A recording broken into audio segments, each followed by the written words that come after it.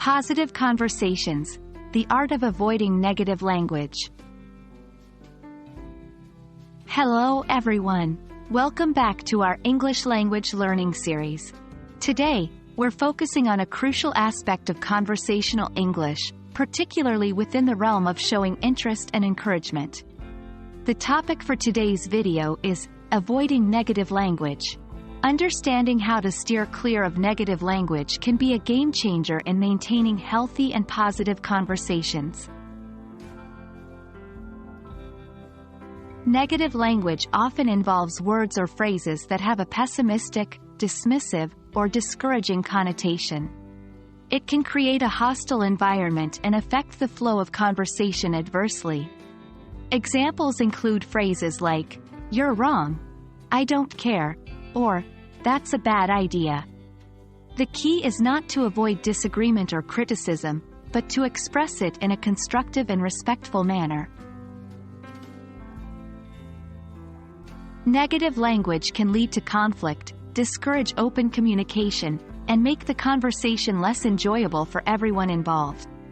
It can create a sense of criticism and judgment, making people feel unappreciated or belittled.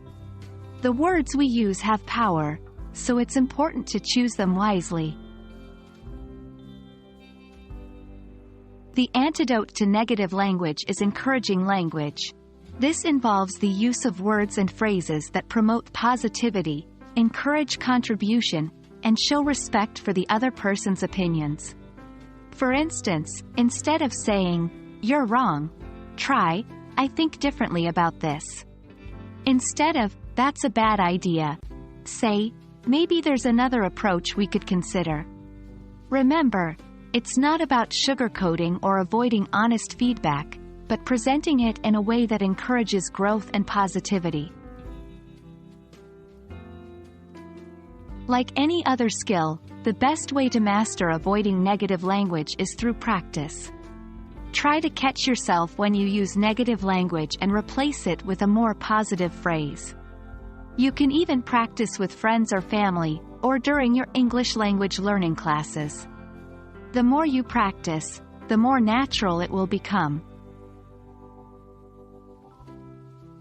And that's it for today's video on avoiding negative language.